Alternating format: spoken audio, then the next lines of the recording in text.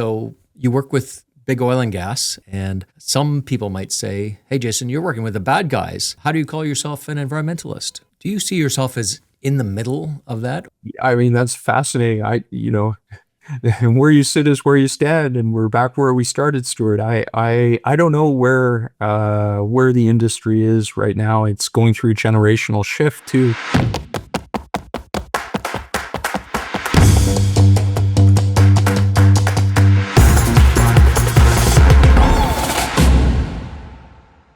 I'm Stewart Muir, and welcome to Power Struggle. Today, I'm joined by Jason Switzer, a longtime leader and innovator in Canada's energy transition. Jason recently joined Equitable Origin, where he's driving ESG innovation and empowering Indigenous communities to hold resource developers accountable. Previously, he led Carbon Next, accelerating next-generation carbon capture and utilization technologies. And he played pivotal roles at Foresight, the Pembina Institute, Cenovus, and Shell Canada. Jason's deeply involved in Canada's clean tech ecosystem, and he holds degrees from MIT in environmental engineering and public policy. He's also a Harvard-trained mediator and recipient of the prestigious Clean 50 Award. Jason, welcome to the show. Stewart, it's great to be here with you. It sure is to have you here. Jason, to start off, I mentioned Equitable Origin. What's that? Yeah, so Equitable Origin has an amazing origin story of its own. It is the world's first and most comprehensive environmental and social performance standard for energy projects. We've been growing for many years now.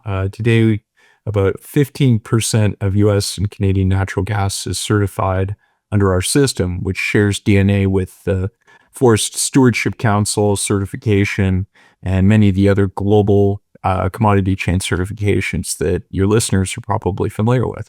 Now, everyone's familiar with going to the store, you get a light bulb or a toaster, and you look on the bottom and there's a little stamp of approval from a certain authority. Is it a little bit like that, but for industry? Yeah, very much so. It's focused at the project level. So the concept around the certification is that going back to its origin, the UN guiding principles on business and human rights were really at the origin of the establishment of the system, that we synthesize many of the global benchmarks and good business practices that would be obliged by an oil and gas producer at the site level, include as well good practice around corporate governance, responsible business practices, fair labor practices, Indigenous rights, and demonstration of free, prior, and informed consent.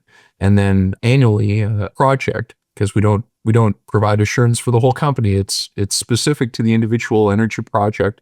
Annually, they have to be audited and demonstrate compliance against the 500 or so benchmarks that are in our system. And so if you get a stamp of approval, as you said, from EO, what it really is a score against those 500 indicators provided by a third party that's been accredited. You know, just like you would get an accountant in to do your finances, and they would tell you at the end of the year, hey, we've audited these, and, you know, according to kind of good practice, good accounting practice, this is a good statement of accounts.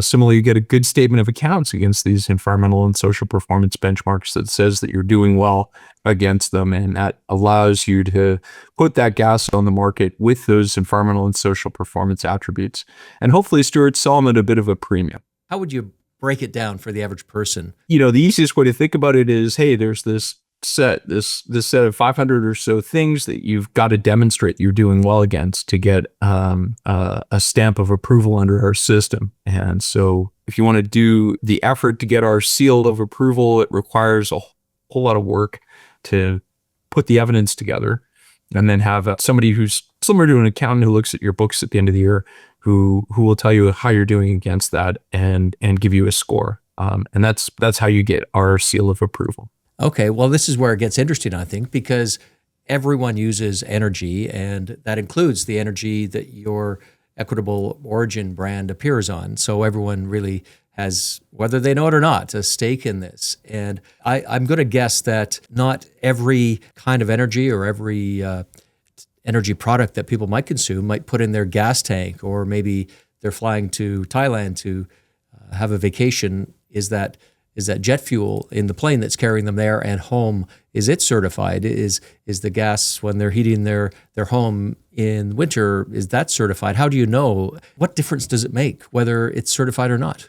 Yeah, that's going to be a tough thing to answer concisely at any barbecue, Stuart. So let me try and break that into a few different pieces. We've gone to the cigars and brandy stage. It's Oh suddenly 2 in the morning. Let's go to cigars. Let's go to cigars. What does it actually mean, and who actually is using it? So why don't we take the who's actually using it first? So a lot of large gas users really care about where their gas comes from, probably more so now than ever before. And to like be an clear, industrial customer, natural gas, right?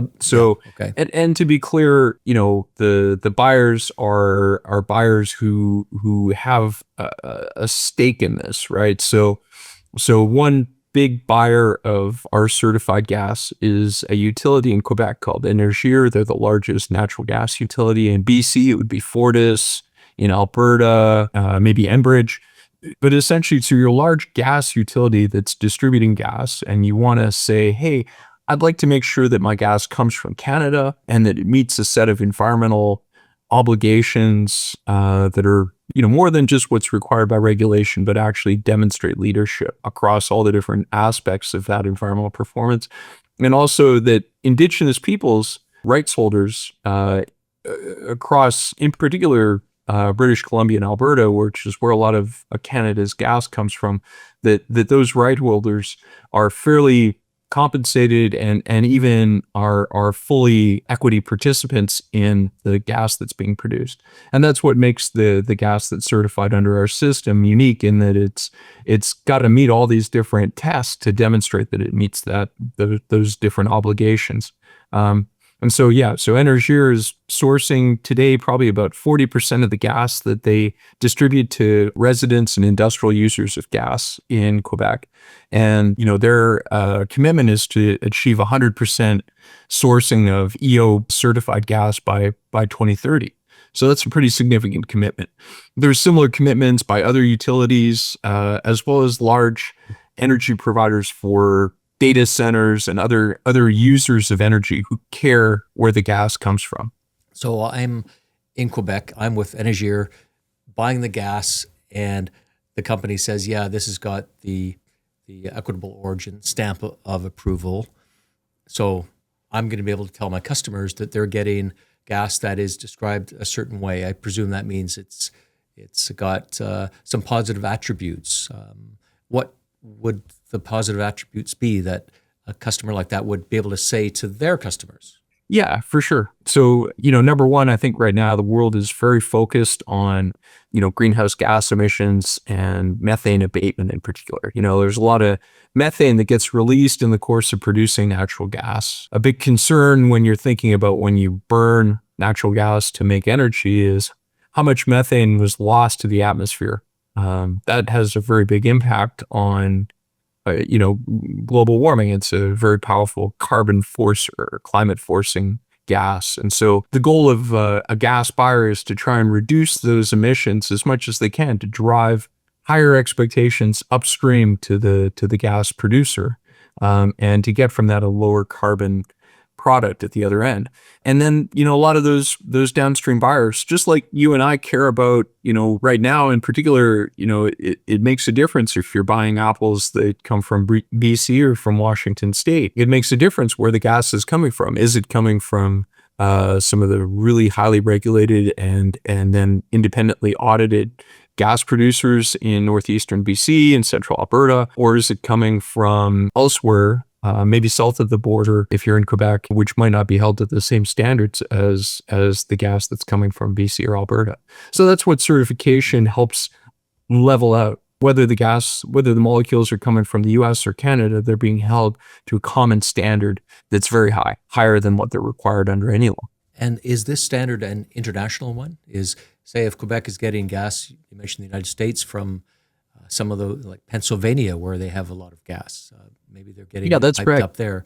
So do they use this system of approval? Yeah, so actually Canada only represents about 20% of the gas that's certified under our system. About 80% comes from the US, and in particular from the northeastern US, although we have a lot of production as well that's meeting our standards from Texas too. So, I think in Western Canada, there's the perception that Canadian gas is the best in the world.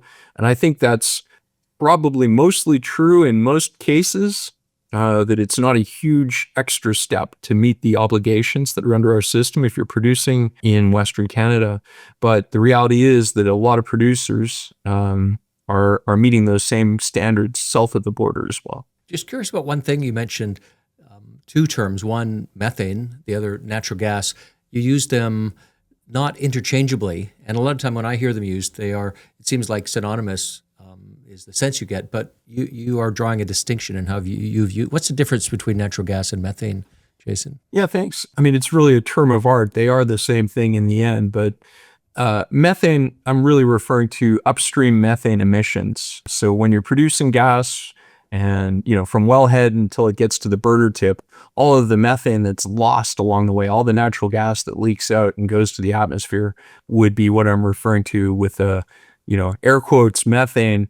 So that's methane that a lot of operators are now working very hard to reduce. And so there's a number of different technologies that are being rolled out to reduce that slip, investments being made in things like detection and prevention, really, and just good management to avoid losses of gas at each step in the pathway from the gas, from that wellhead till it gets to the burner tip in your kitchen.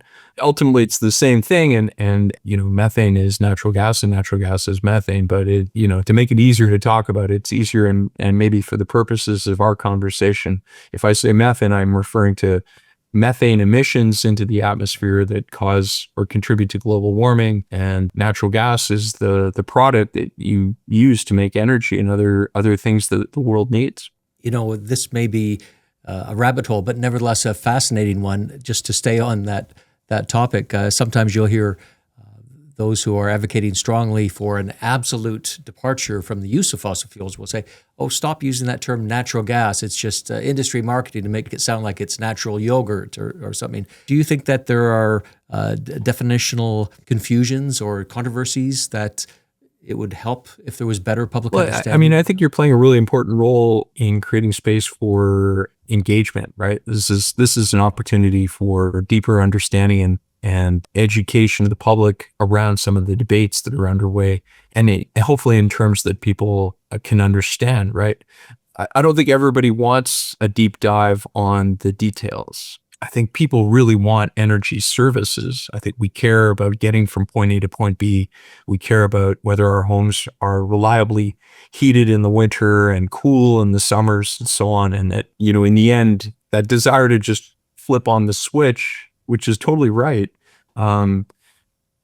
is very challenging, right? There's a ton, billions and billions of dollars invested every year to deliver those energy services in North America and Europe, around the world, Asia, Latin America, Africa as well. We're very privileged to have the ability to just flip the switch and have the expectation that we'll have that energy. But of course, things are much more complicated and becoming more complicated. And so, yeah, I think having a deeper understanding is critical. I think, these are also loaded debates because I think we all bring to them our positions. I had a professor who said, where you sit is where you stand, and that it's really hard to get somebody whose check depends on certain things to happen to speak their mind in a way that is truly honest.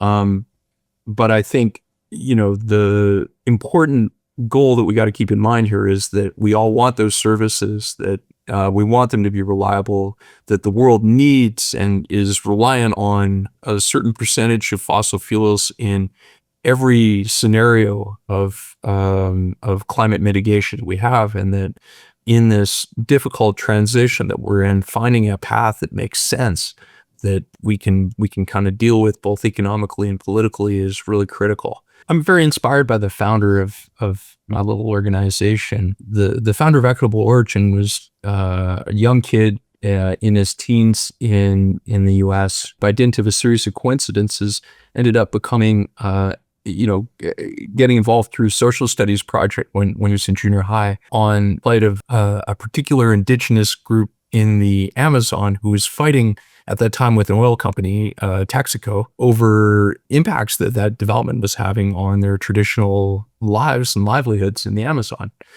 So, kind of a kind of cautionary story because of levels of violence, the pollution on the ground. A very complicated project as well because it's really hard to unpack what responsibilities the company had and what responsibilities the government had.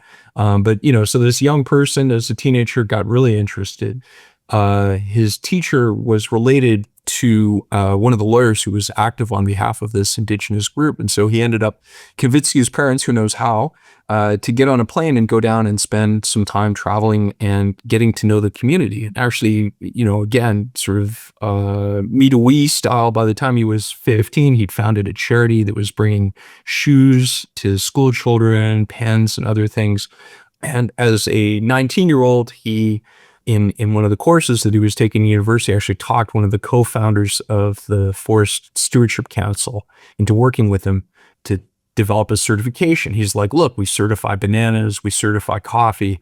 Why can't we use certification to help these people find a path? Not everyone is against oil and gas development. They're just against the kind of oil and gas development that does harm to their communities, and one in which they don't have a voice or a share in the benefits. He's truly an optimist in the potential for oil and gas development to do good, and a recognition that it would happen because the world needs energy anyway, that there was an imperative to try and create a market-based mechanism that would incent leadership and reward it. And allow the people who are trying to do better to be able to, whether it's just a pat on the back or actually someone who's willing to pay a little bit more for that molecule or electron, to create a mechanism for that to happen. And I think that's the future, right? That's a kind of optimism that, it's a cautious optimism in that it says, hey, look, there's this difficult kind of path that we have to navigate, and that we can do better at it, and that we need to figure out collectively how to do better at it. We're coming into a phase of history, it would seem, at least the last, 100 days, that have shown us that assumptions about how the world will unfold are all wrong or turning out differently. And one of the things is that ESG in particular has been under attack, and whether or not some of the finance world agrees or disagrees with whether ESG should be embedded in their world, they are needing to show the White House that they are not involved in ESG anymore. That's my read of it. Jason, what's your thoughts on this issue? Yeah, for sure. I think, I've heard this expressed a few different ways, that the era of environment for environment's sake is over, or that, there was a whole lot of virtue signaling that was being done around a lot of these issues, whether it was inclusion and diversity in the workplace or aspirations around getting to net zero on a particular timeline and so on. I guess I have two answers, and I having listened to a few of the pods that you've posted recently, Stuart, I have a sense of some divergence of perspectives as well amongst some of the people that you've had. I think, looking at the long arc of history, certain things are hard to ignore. If you were in the Soviet Union before communism fell, the only area that people were really able to protest was environmental, because it was so obvious that the environment was going downhill and that it had to be addressed. I think there's an expectation building in the markets that's driven in part by insurance companies and by financial modeling, that we're coming into an era of profound risk associated with just the evolution of temperature on this planet. And so I think that's driving certain behaviors that by definition have to go beyond political cycles. And I guess answer number two is, things change. We've been through this before. I've worked in this space when it was called corporate social responsibility. And again, when you said, hey, we're doing these things because it's the right thing to do, then the minute it's no longer the right thing to do because it doesn't fit the bottom line, it's gone. So I think no matter what, you've got to be very focused, rigorously focused on the economics of this stuff. And so I think the things that make sense economically are going to win over time. Well, I'm glad you point to past experience as a way to inform understanding where we might go. You mentioned CSR. Of course, you mean corporate social responsibility. That was a trio of letters that used to appear in profusion in corporate documents and in any discussion of what I don't know if we still do we call it social license anymore. The issues of social license. I think that term is understood at least. Did anything come before that? The CSR probably goes back to what, the 80s? I mean, these things have been cycling for a while. I was very fortunate when I went to, I did my undergrad actually in Montreal at McGill, and I studied how to build large dams. It was a very interesting time in which at school I was learning how to build large dams, concrete, hydrology, and what happens when you put a wall in a river and how that affects upstream fisheries. Generally a good thing, and allowed you to do flood control and other downstream things while you were making power, all really positive things. So in class, I only heard about the good things that you could do with hydro. I mean, it was an ironic moment too, because at the same time, First Nations in northern Quebec were protesting construction of dams by Hydro-Quebec, and were mounting large-scale protests in downtown. So, it was sort of two different worlds.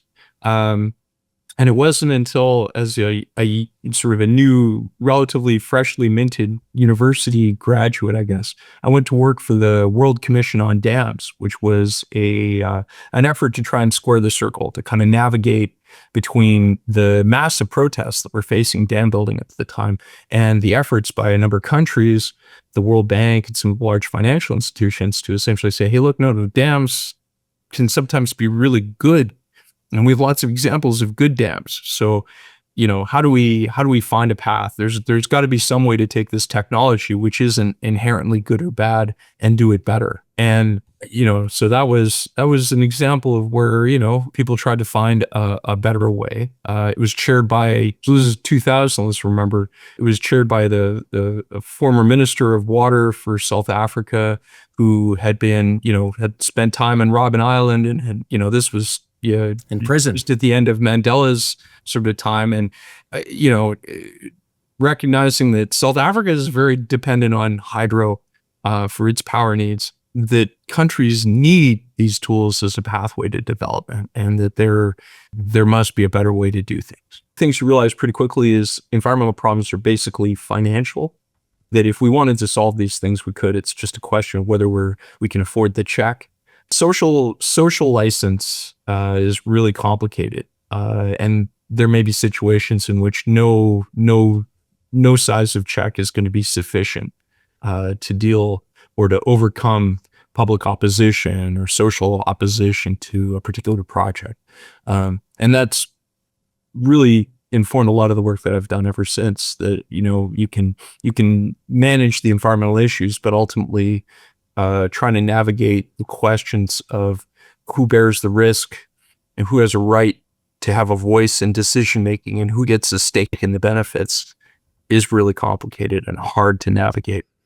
From that training, do you see social license as a local thing primarily? I don't actually. I mean, local is very important, but it's complicated because so many actors are involved in every one thing. As you understand large-scale project finance is just the number of different financial intermediaries and complicated relationships are involved in every big decision. And then the role of government and the different levels of government in every country, whether it's Canada or Niger, there are a lot of different levels of government that get involved in every big decision, for good and for bad. Your journey has taken you into, say, the practical, solutions-oriented end of the environmental movement. What did you learn in that? There's so many interesting things to say about that. I've been fortunate to be able to work both in oil and gas and then with advocacy organizations and think tanks working, you could say, on the other side of it. What's so clear is that there are like-minded people involved in all sides of these discussions, and that we've been polarizing these things progressively over time, but that there's an incredible need for people who otherwise don't talk to each other to talk to each other. That generally, and this was the role of the World Commission on Dams, as difficult as it was, there's a need for people to kind of get together in a room and try and figure out how to navigate a path that no one's going to be entirely happy with, but that allows for responsible decisions to be made. You look like you are a dad age, Jason. I don't know if you interact with young people who are planning their careers ever. Do you ever get into conversations about how the opportunities to build a career like yours could be started in 2025? I think every day is so fascinating right now. There's so much change going on. There's so much opportunity. You must get this too, Stewart. I think what's changed the most right now is the fact that, when I was wanting to get involved in this stuff in university, you could go and work for an environmental organization like a Pembina Institute or a WWF or Greenpeace. You could go and try and get a job in a large company, an oil company, oil and gas, had always had, interesting roles in this space. And, frankly, been a real pioneer in a lot of the stuff that we see globally in this space. Those were kind of the options. And maybe you'd find, work in a UN organization or something like that. That was part of my journey, and it was a really great part of it. But now, if you want to do something, you can start a company. That was just not even on the radar. But the smart kids are taking the research that they're doing in university and they're spinning it into these incredible tech plays. And I've been very fortunate to work with and support and be a cheerleader for a lot of those entrepreneurs too. And that's a really promising and powerful path to learn a ton and have an impact, or fail beautifully and learn a lot and move into the next chapter. Well, Jason, I'm confronting the fact you are challenging, not by your words but by your deeds, the stereotypes that seem to affect those in the energy industry. You are an environmentalist, but you're actively engaged in seeing a pathway for the prevalent forms of energy in our lives in a positive and highly educated sense. But I meet all kinds of people just like you in my work. I mean, that's great. I think there's a lot of really interesting things happening at this moment. Technology's evolved. The needs are greater than they've ever been. The challenge is actually just to be able to kind of sift from all the noise that's out there to find a way to something that you feel passionate about and where you can actually have some leverage on a solution. I'm very fortunate to have been handed this beautiful lever by the founder and then the most recent CEO. And we have an amazing team and a potential to have tremendous impact in a very positive way that I think aligns with a lot of the national interest in Canada, around being a globally significant exporter of energy to the world in a responsible way. So anyway, I feel like there's some really wonderful opportunities that anybody will have in their career if they're open to them in this space. Well, I think there's issues there. I was in Toronto recently. I heard from one of the, I guess, deans from the University of Toronto engineering program where they have a petroleum stream, bemoaning the fact that it's really hard to show students that this is a great path for them because there's been a sort of stigmatization of that field. And I've heard that from University of Calgary as well. And I think it's a kind of a trend. And yet, for those who look at the details and meet the people and realize that there's something different going on, it must be a little frustrating. I mean, what's your thought on, again, the social license issues of an industry that's so important when so much positive work is being done? Yeah, no, that's complicated, Stuart. I think we should be honest about the fact that there are times and situations I've been in where I've seen that the incentives for action were kind of running contrary to the desire to go forward. So as a real specific example, whereas, three of the folks representing the oil and gas companies were working on a particular thing. We're like, we're going to do this. We're going to demonstrate some leadership. We've got the capability. This is round off error. One person in the room who said, you know what, my marching orders are really to delay this by another quarter, because every quarter I can delay this is so many X millions of dollars. And if you, that's my goal here. So I think the industry has done itself a disservice at various points. That's an outcome of that. And the cost of that is, when the regulatory hammer has come down, it's come down harder than some of the proactive action could have been. And that the impact on that social license has been significant. And now, I mean, maybe that would have happened anyway. I think there were opportunities that the industries had at different points to go beyond and do better and solve problems before they became emergencies. So you work with big oil and gas, and some people might say, hey, Jason, you're working with the bad guys. How do you call yourself an environmentalist? I had really amazing privilege to work with the founders of the Clean Resource Innovation Network, which was an effort within the oil and gas sector to try and mobilize capital and networks, really the professional and personal networks of the industry, to drive innovation within the sector. At the time I was running the Industry Association for Clean Tech Startups in Alberta, and the oil and gas sector is, the biggest investor in clean tech startups and in technology generally within Canada, has a real productivity challenge, of course, as so much of Canadian industry does. Not great at doing innovation in-house for good reason. Slow capital turnover, risk averse for a variety of reasons, including, there's a lot of risks in oil and gas that don't affect a company in tech, for example. So trying to figure that out and to be an engine for innovation and to kind of raise the water level for innovation generally across Canada. I think CRIN's been a huge success. There are so many startups now in Alberta. There's a huge flow of capital into Alberta-based tech ventures, and there is so much evidence of the success of those startups domestically and globally.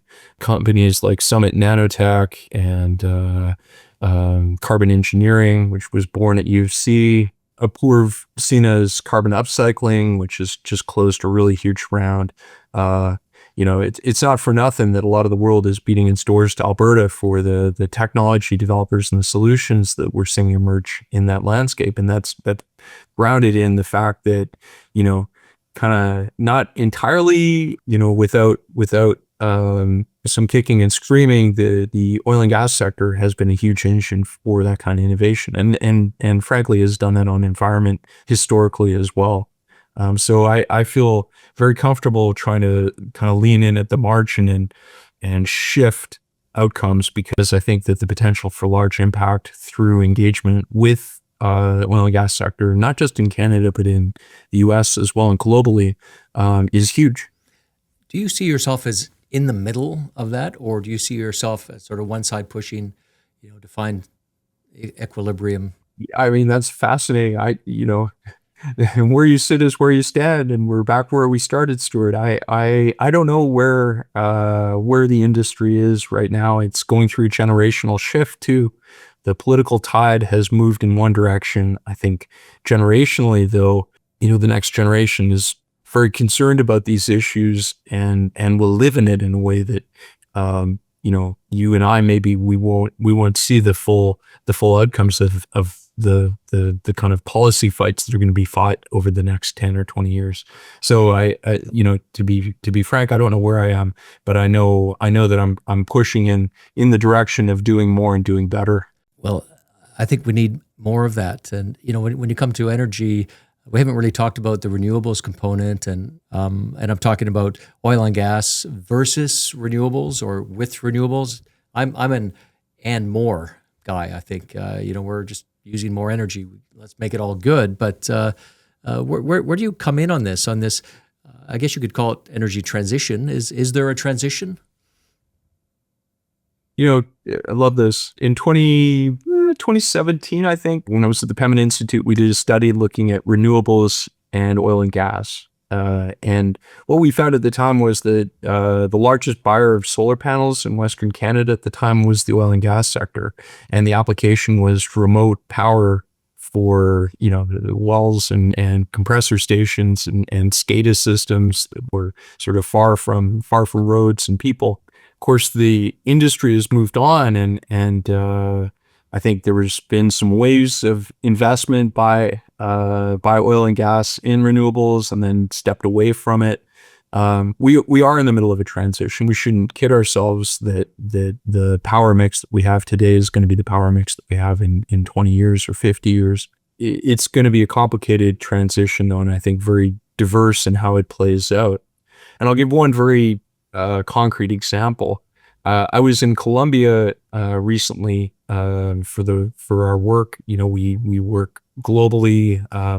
Colombia is a complicated place for a variety of reasons, but they have tremendous renewables potential, and they're a very hydro dependent country.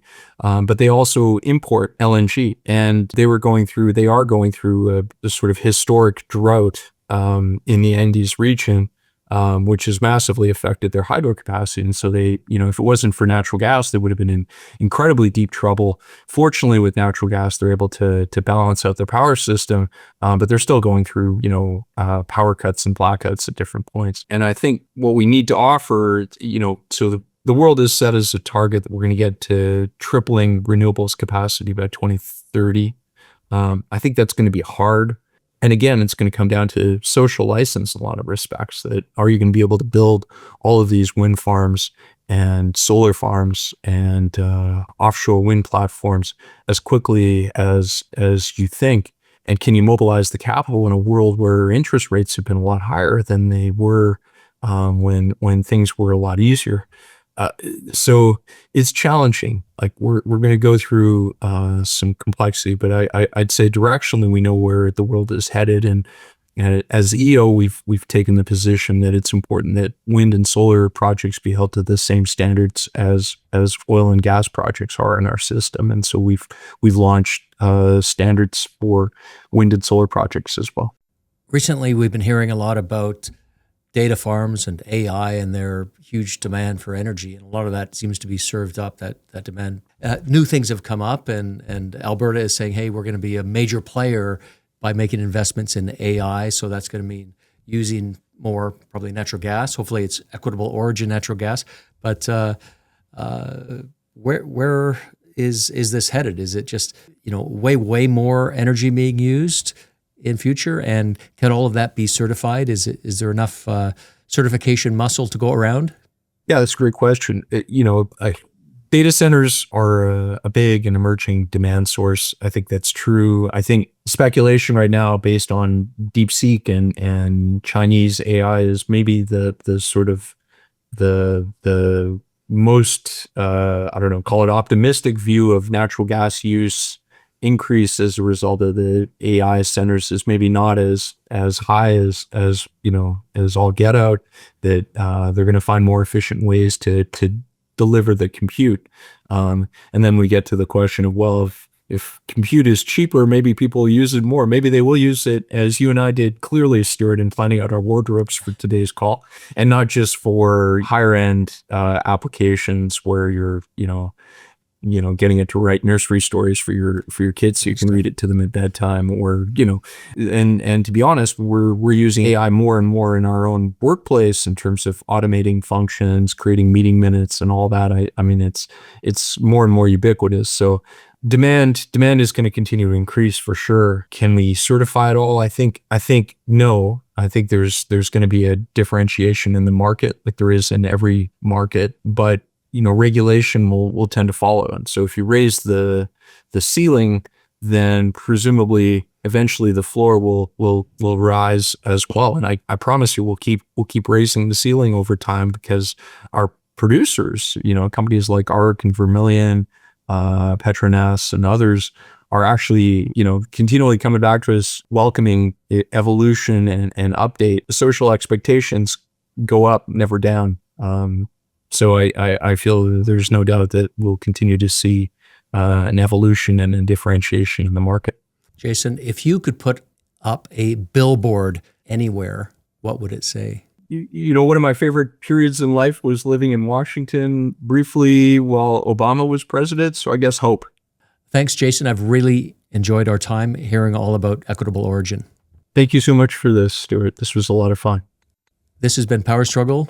Please share, like, subscribe, wherever and however you are listening to this or watching. Thank you.